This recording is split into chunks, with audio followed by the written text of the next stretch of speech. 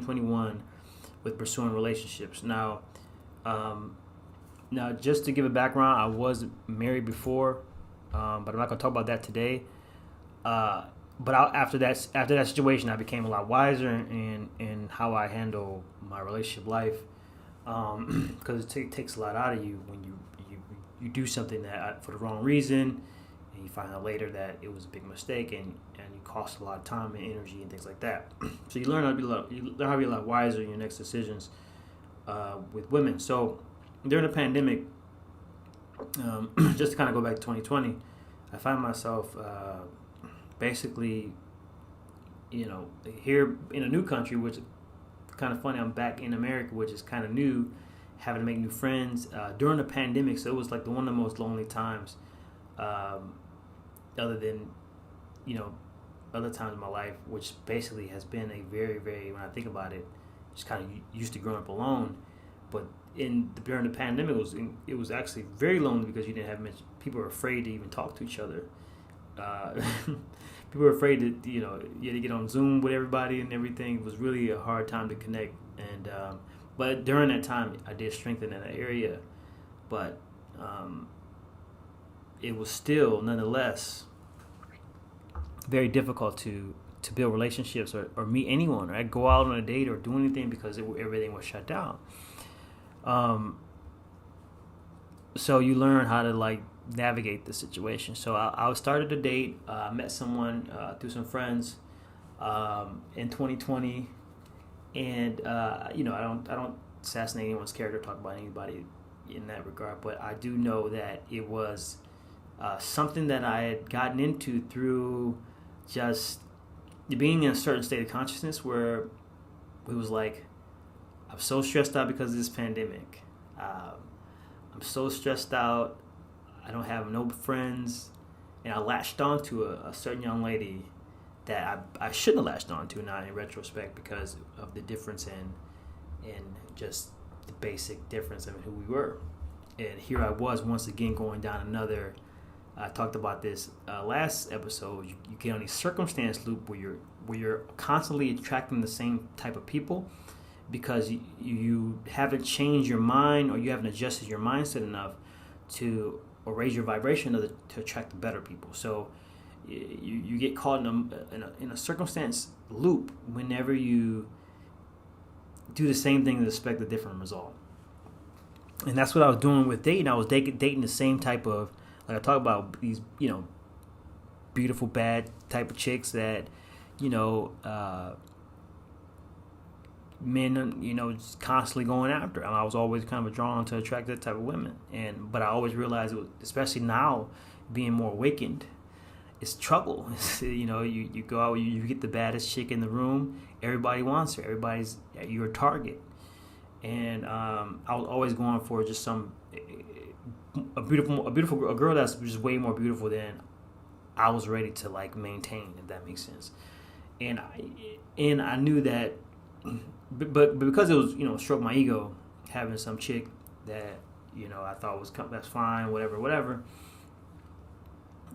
But it wasn't good for me. When I thought back, when I started turning on the thinking cap. And I sit back and have self-awareness sessions with myself and just going through my life. I'm like, these type of women just don't do anything for me, but take a lot of things from me.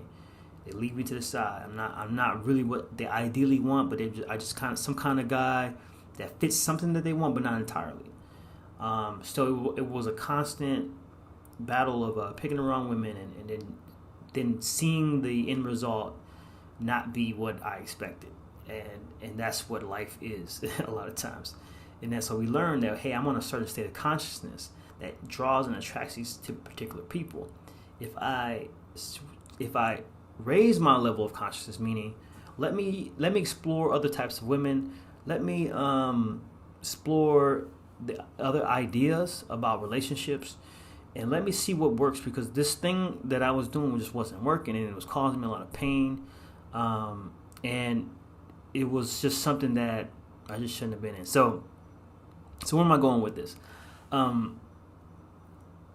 This person that I was dating was very similar to a lot of people that I've been running to, and some of the characteristics, and I don't I'm just gonna say some of the characteristics you see, especially when you start opening up the realms of psychology. I'm a very studious person, and one thing people don't know about me is that I'm in books. I'm in researching consistently. I mean, when I wake up in the morning, every time I have a thought, I know how to sleuth the web, right? I know how to sleuth books, even and finding information. And I'm studying psychology, and I'm seeing what these call these narcissistic traits, and not just in just one or two women I date, like 8 out of 10.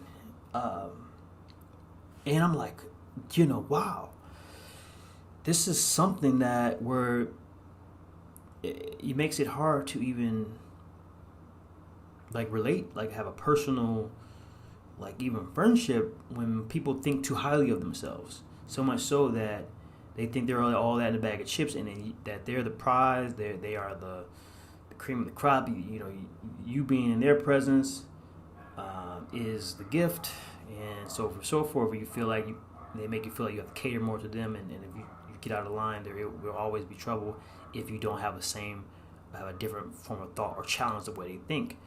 And I would see this often, not even be able to have conversations with women because I thought differently.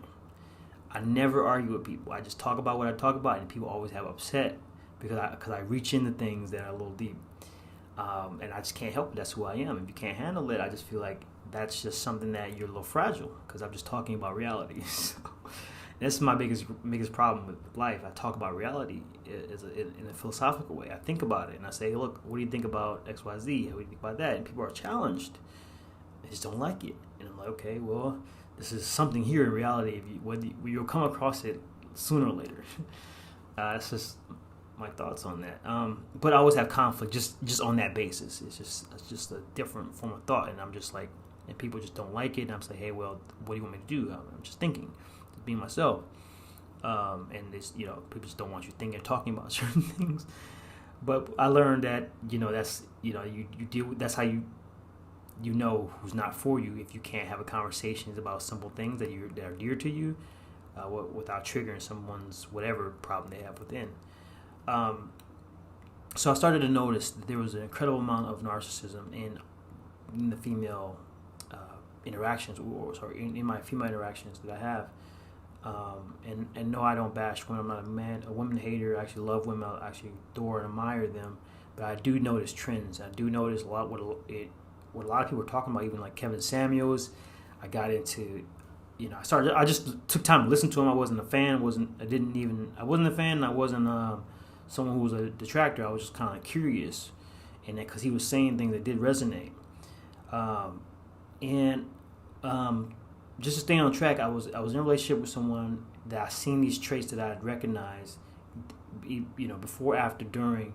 That there is a certain mindset here that just expects another human being, which is the male, to simply almost be in obedience or subservience to this particular mindset that this person has that's been developed actually through the society that they live in, which I'm going to talk about as we go forward. But you start to see that there's people have an overinflated sense of being, a sense of importance, that so much so that any little thing can trigger that. It can be a problem. So you start to see that, and you start to notice that it's hard to have simple relationships with people because you feel like you're walking on an eggshell type of thing, because this person's ego, this person's type of pride or mentality is just very big and large and fragile at the same time. I remember having a conversation like, I don't always go for the prettiest girl, and this person was kind of offended because, well, what do you think about me? I'm like, well, I think you're pretty, but I'm not going to sit here and say you're the most beautiful woman I've seen, but they want you to do that, and they almost want you to. It's like a lie, though, if I do tell you that. So, you're not to get on a tangent with this, but this was something that I was seeing upon coming back to America after living in Asia for quite a long time. I was coming back home and almost forgot, had amnesia about like dating a lot of American women, and I just started to realize, this is having like a counter, what do you call that? A reverse culture shock. And just kind of shocked that women were this in this society, this self-centered, and this, focused on self so much that if you got to get in line with them, or it's the highway. And I seen this in my marriage. I seen this, and I realized it is a cultural thing. So, as a countercultural revolutionist, I decided to explore different forms of relationships, simply because what I know that's going on in Western society, that's the predominant idea that is really not a fair thing. And when I examine it, it's not fair to men. And I don't mean to be biased. I'm not a biased person, but after examining it, I was like, this thing is unfair to these, especially these good men out here that are really trying to find love and to do the right thing. It was a lot of just trauma. You deal with other people's trauma all the time, and just a lot of mess. So we live in a big traumatic ball of shit, really, when we think about it. Because everybody's traumatized, everybody has issues, it is always, and at the same time, everybody's trying to get in relationships, which then continues that same cycle of being in the same state of consciousness as you go through different people. You realize it's not them, it's you. So, saying to say, realize we have cultural issues, realize we have all these problems. This is what led me up to what I'm doing today. It's like every single step I've been through over these last few years was like leading me to what I'm doing today. To challenge our culture to think differently. I'm not even going to do this in the name of spirituality so much anymore. This is actually in the name of social, cultural revolution. It's like, can we have change? Can we talk in dialogue to the point where we come to a place of equilibrium and understanding of each other? That's where we need to get understanding, overstanding of all these things that we're dealing with society as a whole. So, not to get too far off, but I just started to notice all these things, and I'm realizing after being married and going into the dating field, it's really a changed world. It's really something that is very difficult to relate to. Just sometimes I'm like, look, let's just be a regular human. Let's be like friends. Back when we were like we were kids, right? When you were a kid, when younger, a girl would actually. I mean, every time I got into a relationship when I was a little kid, kissing a girl, whatever, they always came to me, and that's what I learned, that women are actually, when they were actually more aggressive than they actually give themselves to be. When they want something, they know how to get it on the most part. And it just, when they start learning stuff when they get older, it just starts to flip. And I'm like, things are very different even than how we were back in when I studied history. So saying all to say, not to get on a tangent, our culture, our society, our dating field, dating arena is all but messed up. All but needs change. And that's what I want to bring to the table, is change.